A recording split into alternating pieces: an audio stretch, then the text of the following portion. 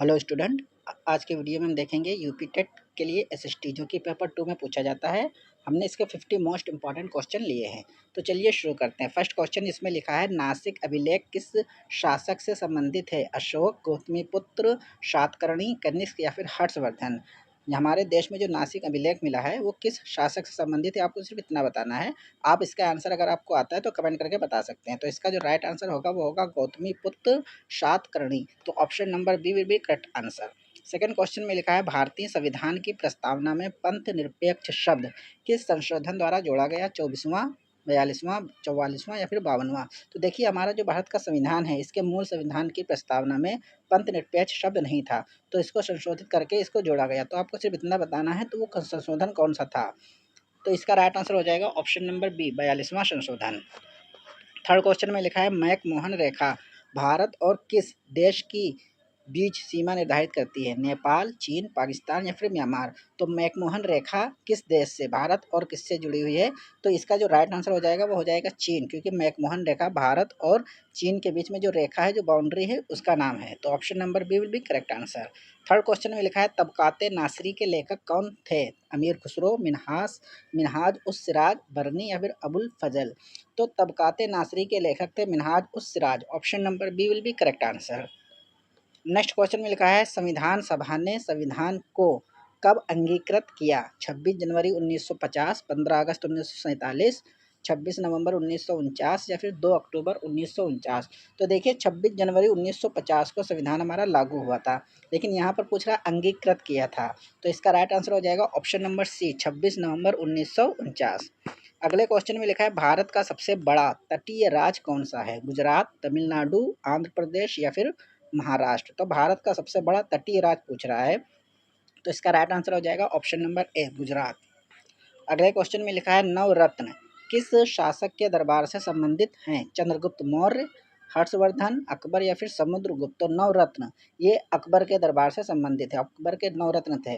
तो इसका right answer हो जाएगा ऑप्शन नंबर सी, अकबर। अगले क्वेश्चन में लिखा है, मौलिक अधिकारों को लागू कराने हेतु कौन सी रिट जारी की जाती है? परमादेश, बंदी प्रत्यक्षीकरण, अधिकार परीक्षा या फिर उपरोक्त सभी। तो मौलिक अधिकारों को लागू करने के लिए इनमें से तीनों ही रिट जारी की जाती है। तो इसका राइट आंसर हो जाएगा ऑप्शन नंबर डी, उपर्युक्त सभी। क्वेश्चन नंबर 9 में लिखा है, टेरिकोटा सेना किस देश से संबंधित है? जापान, चीन, भारत या फिर मंगोलिया। तो टेरिकोटा सेना जो है वो चीन की सेना है। तो option number B will be correct answer. Question number 10 में लिखा है, दीनबंधु नामक समाचार पत्र किसने प्रारंभ किया? तिलक, कृष्णराव भालेकर, गांधी जी या फिर गोखले। तो दीनबंधु नामक जो समाचार था वह कृष्णराव भालेकर, जो कि ज्योतिबा फुले के बहुत ही करीबी थे, उन्होंने प्रारंभ किया। तो option number B will be correct answer.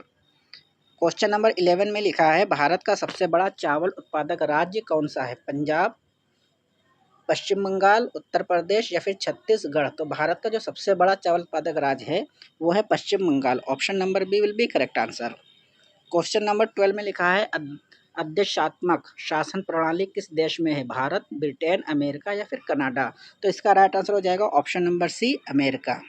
इसके बाद में देखते हैं क्वेश्चन नंबर 13 लिखा है, अजंता की गुफाएं किस धर्म से संबंधित हैं? जैन धर्म, बौद्ध धर्म, हिंदू धर्म या फिर सिख धर्म। तो देखिए, जो अजंता की गुफाएं हैं वो बौद्ध धर्म से संबंधित हैं। तो इसका राइट आंसर हो जाएगा option number B. 14 number question में लिखा है, पवनार आश्रम किससे संबंधित है? गांधी जी, विनोबा भावे, नेहरू या फिर अंबेडकर। तो पवनार आश्रम की बात हो रही है, तो राइट आंसर हो जाएगा Vinoba Bhave. Option number B. 15 number में लिखा है, भोर घाट किस पर्वतमाला में स्थित है? अरावली, पूर्वी घाट, पश्चिमी घाट या फिर हिमालय। तो भोर घाट ये पश्चिमी घाट में स्थित है। ऑप्शन नंबर सी करेक्ट हो जाएगा। 16 नंबर में लिखा है, भारत में द्विसदनी विधानमंडल किस स्तर पर होता है? ग्राम पंचायत में होता है या राज्य में होता है, जिला परिषद या फिर नगर निगम। तो द्विसदनी विधानमंडल जो होते हैं वो राज्य में होते हैं। तो option number B correct answer हो जाएगा।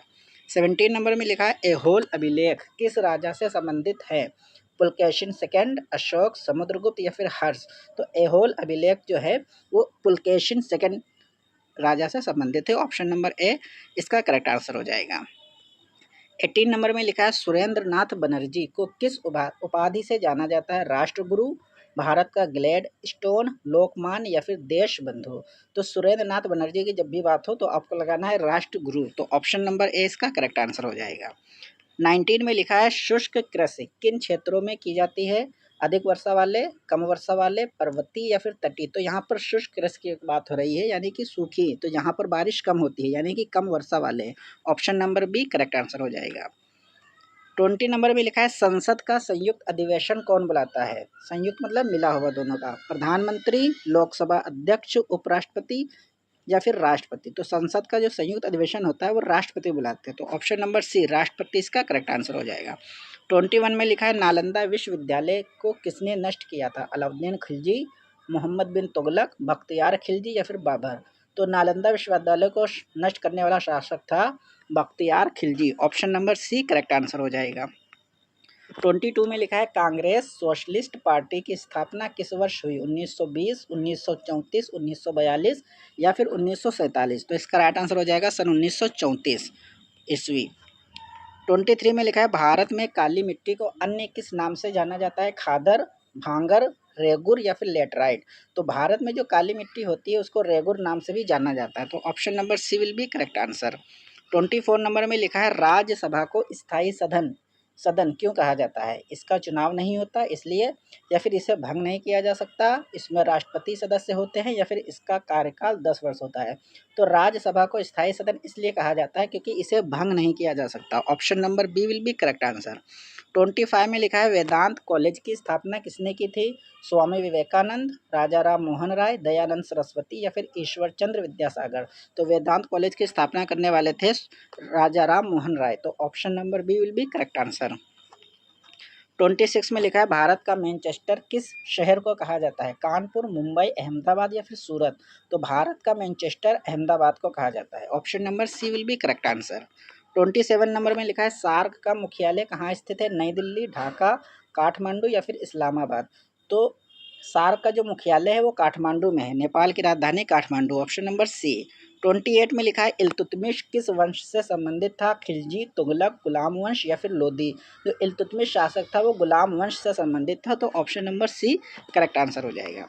29 में लिखा है न्यायपालिका की स्वतंत्रता का मुख्य उद्देश्य क्या है? कार्यपालिका को नियंत्रित करना, निष्पक्ष न्याय देना, कानून बनाना या फिर राष्ट्रपति की सहायता करना। तो न्यायपालिका की जो स्वतंत्रता होती है उसका उद्देश्य होता है लोगों को निष्पक्ष न्याय देना, तो ऑप्शन नंबर बी में लिखा है निष्पक्ष न्याय देना, तो option number B correct answer हो जाएगा। 30 नंबर में लिखा है हुगली उद्योग क्षेत्र किस उद्योग के लिए प्रसिद्ध है? सूती वस्त्र, जूट उद्योग, लौह उद्योग या फिर चीनी उद्योग। तो हुगली उद्योग क्षेत्र जो है वो जूट उद्योग के लिए प्रसिद्ध है, तो ऑप्शन नंबर बी इसका करेक्ट आंसर हो जाएगा। 31 में लिखा है कुषाण वंश का सबसे प्रसिद्ध शासक कौन था? कनिष्क, विमकडफिसेस, हुविस्क या फिर वासुदेव। तो कुषाण वंश की जब भी बात हो तो सबसे प्रसिद्ध शासक इसका था कनिष्क, तो option number A correct answer हो जाएगा। 32 में लिखा है भारतीय निर्वाचन आयोग किस प्रकार की संस्था है? संवैधानिक, वैधानिक, अर्धन्यायिक या फिर गैर सरकारी। तो भारतीय निर्वाचन आयोग संवैधानिक संस्था है, तो ऑप्शन नंबर ए करेक्ट हो जाएगा। 33 में लिखा है दक्षिण भारत की गंगा किस नदी को कहा जाता है? गोदावरी, कृष्णा, कावेरी या फिर तुंगभद्रा। तो जब भी बात हो दक्षिण भारत की गंगा तो ये कावेरी नदी को कहा जाता है, ऑप्शन नंबर सी करेक्ट हो जाएगा। अगर पूछे दक्षिण गंगा केवल तो उसमें आपको गोदावरी लगाना है, लेकिन जब दक्षिण भारत की गंगा कहे तो कावेरी, तो ऑप्शन नंबर सी करेक्ट हो जाएगा। 34 में लिखा है अल हिलाल समाचार पत्र किसने निकाला? गांधी जी, अबुल कलाम आज़ाद, तिलक या फिर जिन्ना। तो अल हिलाल की जब भी बात हो तो आपको अब्दुल कलाम आज़ाद लगाना है, तो ऑप्शन नंबर बी करेक्ट हो जाएगा। 35 में लिखा है लोक अदालत का मुख्य उद्देश्य क्या है? अपराधियों को दंड देना, शीघ्र एवं सस्ता न्याय, कानून बनाना या फिर संविधान संशोधन। तो लोक अदालत का जो मुख्य उद्देश्य होता है वो होता है शीघ्र यानी कि जल्द ही और सस्ता न्याय देना। Option number B correct answer हो जाएगा। 36 में लिखा है भारत का सबसे बड़ा प्राकृतिक बंदरगाह कौन सा है? चेन्नई, मुंबई, विशाखापट्टनम या फिर कोची। तो भारत का जो सबसे बड़ा प्राकृतिक बंदरगाह है वो है Mumbai, option number B will be correct answer. 37 में लिखा है बुद्ध चरित्र की रचना किसने की? अश्वघोष, नागार्जुन, आर्यदेव या फिर वसुमित्र। तो बुद्ध चरित्र की रचना करने वाले थे अश्वघोष, तो option number A will be correct answer. 38 में लिखा है पूर्ण बहुमत का अर्थ क्या है? उपस्थित सदस्यों का बहुमत, कुल सदस्यों का आधे से अधिक, 2/3 बहुमत या फिर 3/4। तो देखिए पूर्ण बहुमत यानी कि जो फुल बहुमत होते हैं इसका मतलब ये होता है जितनी भी सीटें होती हैं, जितने सदस्य होते हैं, अगर उसमें से आधे से ज़्यादा सीटें जीत रहे हैं आप तो आप कहते हैं फुल बहुमत। पूरी तरीके से आपको बहुमत मिल गई। तो कुल सदस्यों का आधे से अधिक, ऑप्शन नंबर बी इसका करेक्ट हो जाएगा। 39 में लिखा है मानस राष्ट्रीय उद्यान किस राज्य में स्थित है? मेघालय, असम, अरुणाचल प्रदेश या फिर सिक्किम। तो मानस राष्ट्रीय उद्यान जब भी पूछा जाए तो आपको ध्यान रखना है ये असम में है। तो मानस राष्ट्रीय उद्यान का ऑप्शन इसका क्या हो जाएगा? Option number B Assam. 40 number में लिखा है लाहौर प्रस्ताव किस वर्ष पारित हुआ था? 1929, 1935, 1940 या फिर 1946। तो लाहौर प्रस्ताव कब पारित हुआ था? ये पारित हुआ था सन 1940 ईस्वी में। तो ऑप्शन नंबर सी करेक्ट हो जाएगा। 41 में लिखा है अनुच्छेद 370 किस राज्य या केंद्र शासित प्रदेश से संबंधित था? पंजाब, असम, जम्मू कश्मीर या फिर सिक्किम। तो अनुच्छेद 370 जम्मू कश्मीर से संबंधित था। तो इसका ऑप्शन हो जाएगा C correct. Option number C will be correct answer. 42 में लिखा है भारतीय कृषि अनुसंधान परिषद का मुख्यालय कहाँ है? मुंबई, नई दिल्ली, भोपाल या फिर लखनऊ। तो भारतीय कृषि अनुसंधान परिषद का मुख्यालय है नई दिल्ली में। Option number B will be correct answer. Chola वंश किस क्षेत्र में प्रसिद्ध था? बंगाल, गुजरात, दक्षिण भारत या फिर पंजाब। तो चोल वंश दक्षिण भारत के लिए प्रसिद्ध था। तो ऑप्शन नंबर सी इसका करेक्ट आंसर हो जाएगा, दक्षिण भारत। 44 में लिखा है जनहित याचिका का उद्देश्य क्या है? निजी विवाद सुलझाना, जनता के हितों की रक्षा, चुनाव कराना या फिर कर वसूलना। तो जनहित याचिका का उद्देश्य होता है जनता के हितों की रक्षा करना। Option number B will be correct answer. 45 में लिखा है लिग्नाइट को किस श्रेणी का कोयला माना जाता है? एंथ्रेसाइट, बिटुमिनस, पीट या फिर भूरा कोयला। जो लिग्नाइट होता है ये भूरा कोयला के अंतर्गत आता है। तो इसका राइट आंसर हो जाएगा ऑप्शन नंबर डी, भूरा कोयला। 46 में लिखा है मोपला विद्रोह कहाँ हुआ था? पंजाब, बंगाल, मालाबार या फिर बिहार। तो मोपला विद्रोह ये केरल में एक जगह पड़ती है, वहाँ पर हुआ था जिसका नाम है मालाबार। तो option number C will be correct answer. 47 में लिखा है भारत के नियंत्रक एवं महालेखा परीक्षक की रिपोर्ट किसे सौंपी जाती है? प्रधानमंत्री, राष्ट्रपति, संसद या फिर सर्वोच्च न्यायालय। तो ध्यान से देखिए क्या है, भारत के नियंत्रक एवं महालेखा परीक्षक, तो इसकी रिपोर्ट सौंपी जाती है राष्ट्रपति को। Option number B correct answer हो जाएगा। 48 में लिखा है पेरियार वन्यजीव अभयारण्य किस राज्य में है? कर्नाटक, तमिलनाडु, केरल या फिर आंध्र प्रदेश। तो इसका राइट आंसर हो जाएगा ऑप्शन नंबर सी, केरल। इसके बाद में हम देखते हैं क्वेश्चन नंबर 49 लिखा है इंडियन नेशनल आर्मी की स्थापना सबसे पहले किसने की? सुभाष बोस, रास बिहारी बोस, मोहन सिंह या फिर भगत सिंह। तो देखिए इंडियन नेशनल आर्मी की स्थापना सबसे पहले की थी कैप्टन मोहन सिंह ने। तो इसका राइट आंसर हो जाएगा option number C, Mohan Singh. Question number 50 last question है, जिसमें लिखा है मंत्री परिषद सामूहिक रूप से किसके प्रति उत्तरदायी होती है? राष्ट्रपति, प्रधानमंत्री, लोकसभा या फिर राज्यसभा। तो मंत्री परिषद का जो समूह होता है, जो ग्रुप होता है, ये लोकसभा के प्रति उत्तरदायी होते हैं। तो इस तरीके से हमने 50 मोस्ट इंपॉर्टेंट MCQ SST के कंप्लीट कर लिए हैं। वीडियो अगर अच्छी लगी तो लाइक कर दीजिएगा और हमारे चैनल को सब्सक्राइब कर दीजिएगा।